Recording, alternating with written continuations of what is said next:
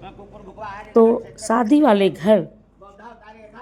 घर के इस व्लॉग्स में, शिखा त्रिवेदी फेवरेट व्लॉग्स में आप सभी का स्वागत है। और आप ये जो देख रहे हैं कि मैंने अभी ऑलरेडी 6 व्लॉग्स डाल चुकी हूँ। आप लोगों ने अगर नहीं देखा है तो उसको देखें और लाइक, सब्सक्राइब, कमेंट ज़रूर करें। और अब ये जो कन्यादान, पैर पूजने का रस्म होता है, ये बहुत ही भावना से भरा मोमेंट होता है कि कितने आंसू निकलते हैं। मेरी बिटिया आज हो चली पराई। तो ये रस्में जो होते हैं ना, बड़े पापा बड़ी मम्मी ने मेरी बिटिया के कन्यादान लिया, पाँव पूजा, और ये भाई हैं जो लोटे से धार डाल रहे हैं। तो ऐसा ये मोमेंट है कि मुझसे कुछ बोला नहीं जा रहा, क्योंकि अब तो मेरी बिटिया पढ़ाई हो चली है। उसके बाद मैंने भी संकल्प लिया, जो भी होता है मेरी बिटिया का पैर पूजा, अपनी बिटिया का पैर पूजा मैंने। और मेरी भाभी लोग बैठे हैं और सब इधर से बाराती आए हुए सब पीछे बैठे हैं, उनकी ननद और बिटिया के मेरे बड़े ससुर वगैरह सब बैठे हुए हैं। और मैंने भी विधि विधान से, जैसे पंडित जी ने जो भी बताया, मैंने वो रस्में की, पैर पूजा अपनी बिटिया का, संकल्प लिया। और जो भी दान देना होता है मैं इस समय ही देती हूँ फ्रेंड्स। तो ये पाँव पूजने का रस्म बहुत ही शुभ माना जाता है और बहुत ही किस्मत वालों को मिलती है ये करने को शादी में। और ये जैसे कि पंडित जी ने बताया, हाथ में पीली मेहंदी लगी हुए थे, हाथ में पीला हल्दी लगाओ, तो हल्दी लगाया। आपने भी कभी पैर पूजा है या कन्यादान दिया है? अगर आपने किया है तो आप कमेंट्स में ज़रूर बताएं कि ये कैसा क्षण होता है, कैसा पल होता है कि हम लोग इस क्षण को कैसे एंजॉय करते हैं या मस्ती करते हैं, या उसको हम दिल पे भावनात्मक रूप से लेते हैं। तो आपने मेरे पूरे व्लॉग्स में देखा होगा कि हम लोग 4 दिन मैरिज ग्राउंड में रुके रहे। आप सुन लीजिए, अगर आपने नहीं देखा है तो आप लोग देख लीजिए जाके ज़रूर से। 4 दिन से हम लोग 14 तारीख से 17 तारीख तक, 14, 15, 16, 17, हाँ 4 दिन हो गए। तो वहाँ पे रुके, कैसा कैसा कार्यक्रम हुआ, क्या क्या हुआ हम लोगों के बीच में, कैसे मस्ती की। हम लोग लड़के वाले के घर भी गए, वहाँ पे जो भी निमंत्रण आया था मेरे घर पे, तो मैंने वो भी न्योता वगैरह जो दिया जाता है, व्यवहार वगैरह दिया जाता है, मैंने किया।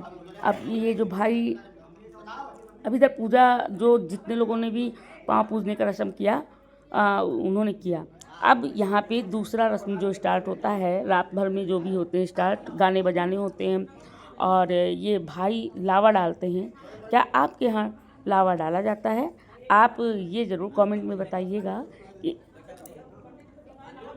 लावा डालना आपके यहाँ क्या कहते हैं इसको। तो ये ननद आई है, अपनी भाभी और भाई का गठबंधन कर रही हैं, जोड़ रही हैं। और ये फेरे शुरू हो चुके हैं। हर एक 7 फेरे में भाई 7 बार लावा डालता है और एक पूरा फेरा कंप्लीट होता है। फिर आके घूम के इसी जगह पे आते हैं। तो ऐसे ही फेरे होते हैं, 7 फेरों के 7 वचन। तो इसका गाना भी है, 7 फेरों के 7 वचन, प्यारी दुल्हनिया भूल न जाना। तो ये 7 फेरों के 7 रस्म जो होते हैं, पंडित जी ने अच्छे से समझाया किस तरीके कैसे करना है, कैसे जाना है, कैसे कहाँ रहना है। मतलब लड़की के ही नहीं वादे होते हैं, इसमें फेरों में प्रॉमिस लड़के का भी होता है। तो बहुत अच्छा लगा। पूरी शादी हम लोग जैसे कि नहीं देखते हैं, माँ लोग जो होती हैं वो फेरे नहीं देखती हैं। तो मैं इस समय शायद यहाँ नहीं थी, मैंने मतलब, लेकिन व्लॉग बन गया, ठीक है। फिर उसके बाद थोड़ी देर बाद फेरे के बाद मैं आई और फिर गाना वगैरह हुआ।